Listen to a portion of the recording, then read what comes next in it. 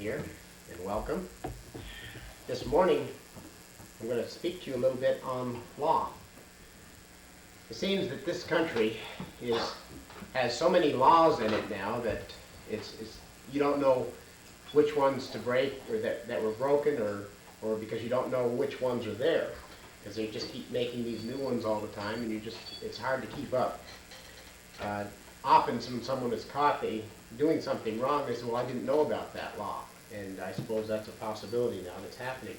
But our legislators gather each year, and what do? They make more laws, and they just keep adding to those laws that are on the books. And if you're a lawyer, you've got books upon books upon books of laws and nothing but laws.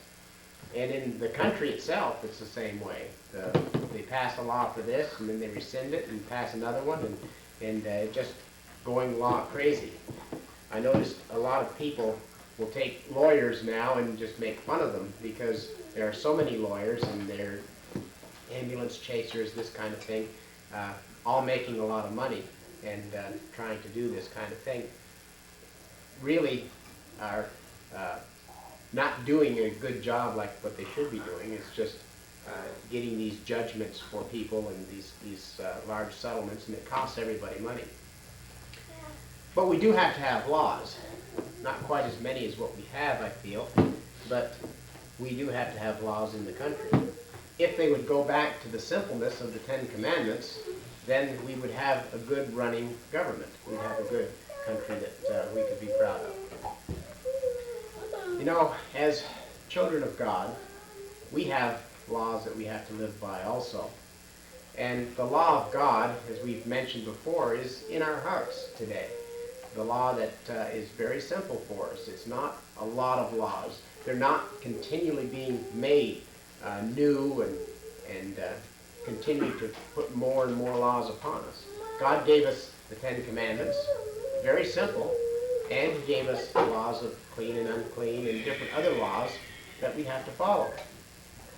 And it's amazing that people try to make their own laws and add to God's laws and forget about the laws of God Himself.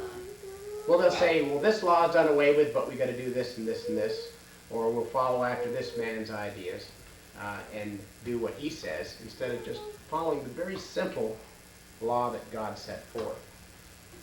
If you turn with me to Proverbs chapter 3,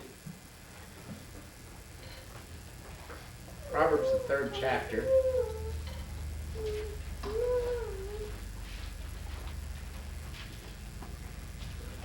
You'll notice when we read this that it's spoken of as my law. God speaks of it that way. In Proverbs 3, starting with the first verse. My son, forget not my law.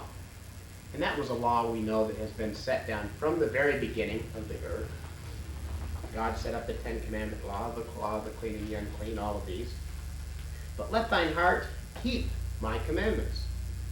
For length of days and long life and peace shall they add to thee. And we know that those represent, like the fifth commandment we were talking about today, that your life will be lengthened on this earth by keeping that, honoring your father and your mother. Let not mercy and truth forsake thee. Bind them about thy neck. Write them upon the tables of thine heart. And that's exactly what Brother Chris said today. You know, we write those on the tables of our heart. Brother Carl said, whether you have the law over top of your door or not, you forget about it. But if it's written inside in the tables of your heart, and you know that law, the very simple law, not added to, then it's a good law that you can live with.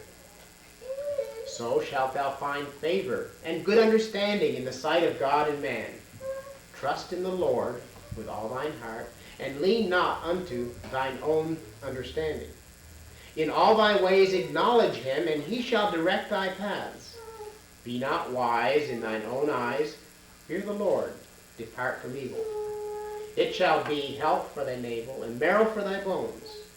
Honor the Lord with thy substance, and with the first fruits of all thine increase. We can see this represents the tithe here too. It's telling us, so shall thy barns be filled with plenty. Thy presses shall burst out with new wine.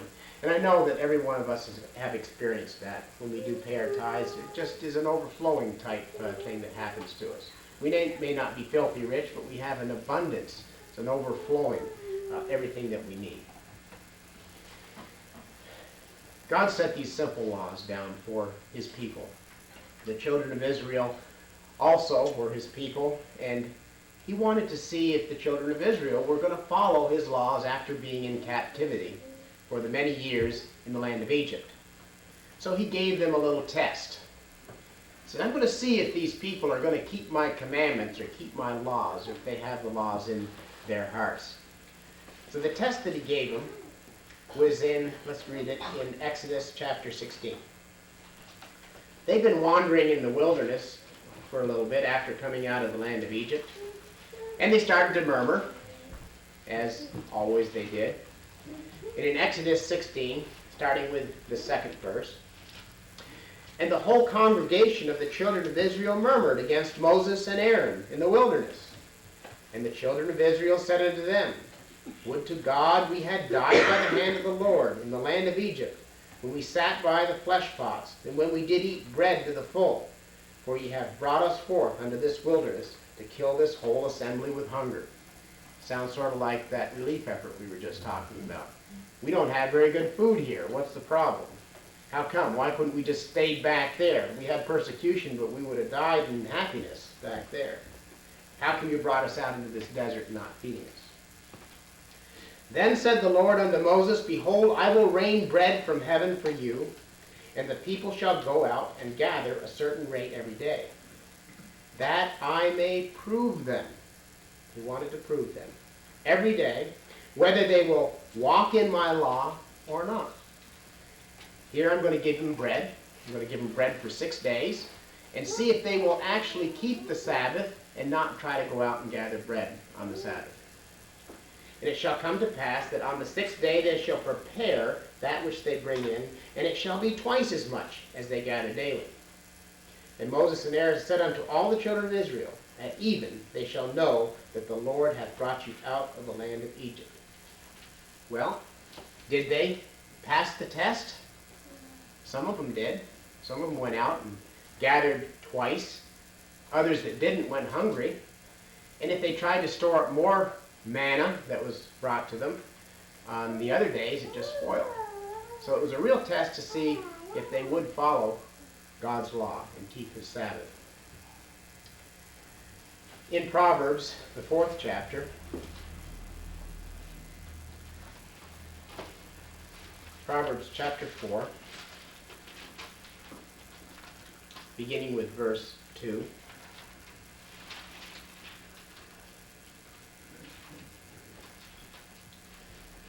So that thou incline thine ear unto wisdom, and apply thine heart to understanding.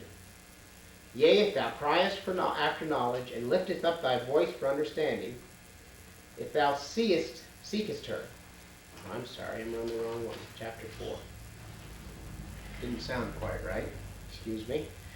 For the 2nd verse. For I give you good doctrine. Forsake ye not my law. And again, God said, my law here. He says, don't forsake my law. For I was my father's son, tender and only, beloved in the sight of my mother. He taught me also, and said unto me, Let thine heart retain not my words, keep my commandments, and live. Get wisdom, get understanding, forget it not. Neither decline from the words of my mouth. Forsake her not, and she shall preserve thee. Love her, and she shall keep thee. Get wisdom, is said here. Wisdom is important. Brother Chris mentioned that this morning. Wisdom is important. Well, how do we get the wisdom? Well, we get the wisdom from learning of the truth that God has for us, reading and understanding. And once we understand that truth, we get wise in that truth. And it says, keep this wisdom. In verse 7, wisdom is the principal thing, therefore. Get wisdom, and with all thy getting, get understanding. How much understanding is in this world today? There's not very much understanding at all. Simply because they want to do their own thing and not go after God's laws. Very simple laws. But yet, we can't do it the simple way. We have to make it difficult. That's what other people will say. Exalt her, and she shall promote thee. She shall bring thee to honor when thou dost embrace her. She shall give thee thine head, an ornament of grace, a crown of glory shall she deliver to thee. Hear, O my son, and receive my saying, and the years of thy life shall be many. In our judicial system, we have a court, and there are some offenders that break the laws of the land.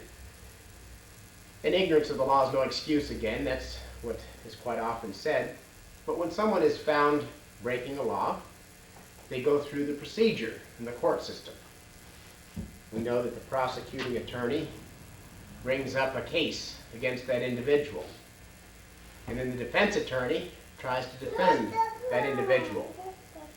So we have two going at each other. Of course, if a man tries to defend himself, it is said that he has a fool for a lawyer if he tries to defend himself in this system. So he's got to depend on the lawyers here a little bit. But then after this, we have a jury, and in some cases, just the judge will make a decision on the case, depending on the case, if it wasn't a trial by jury situation. It's quite a procedure that a person goes through if they have broken the law. They have to go through this judicial system to it. But if a man has come in, the defense attorney always tries to get the man off. The prosecuting attorney always tries to get the man convicted. Works that way, and then the judgment is made. God's law in itself, as we said, is a very simple law. And it pertains to us a little bit in a trial that we have to go through. Because all of us do have to go through a trial also. And it's a very important trial. But first, let's turn to Isaiah 51.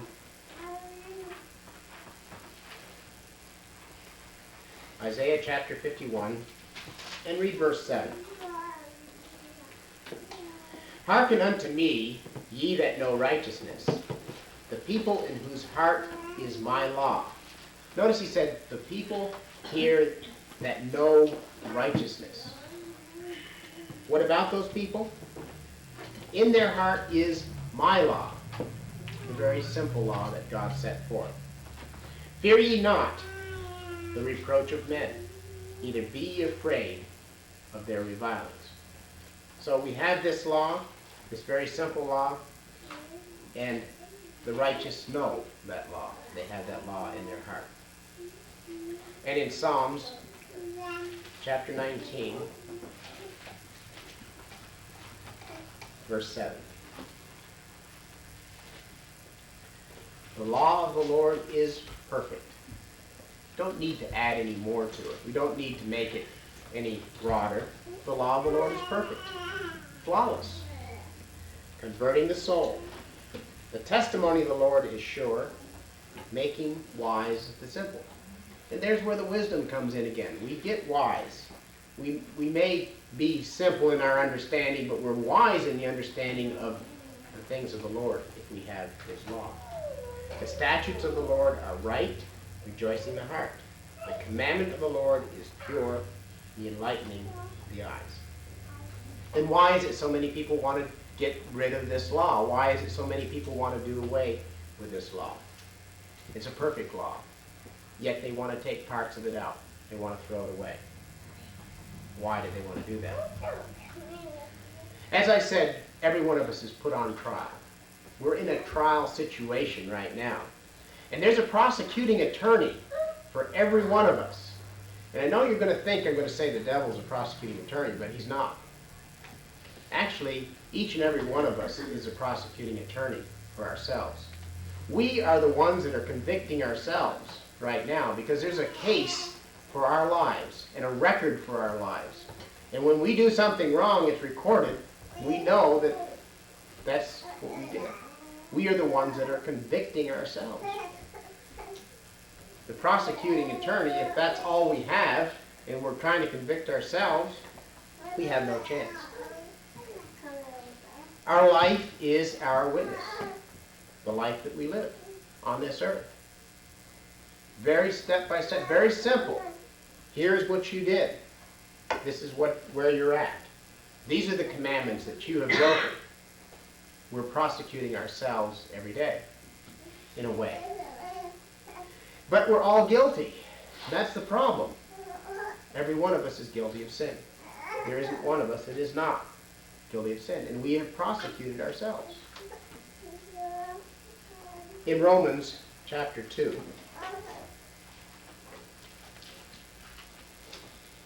verse 11,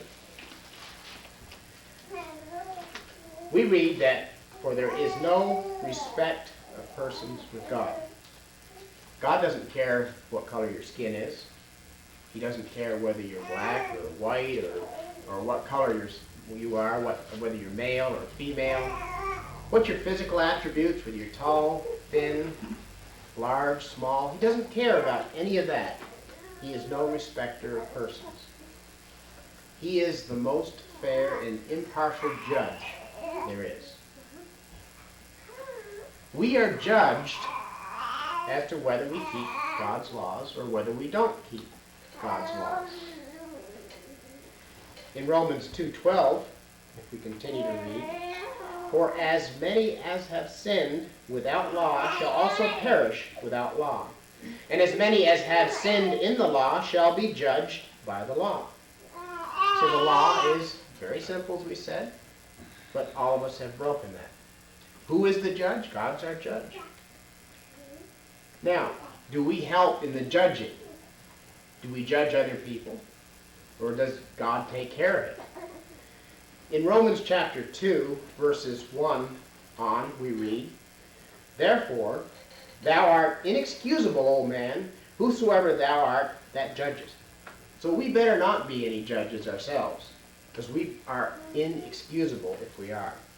"For wherein thou judgest another, thou condemnest thyself. For thou that judgest doest the same things." We all do wrong, as we said. "But we are sure that the judgment of God is according to truth against them which commit such things." As we said, God's impartial. If we do it or if we don't do it, He knows.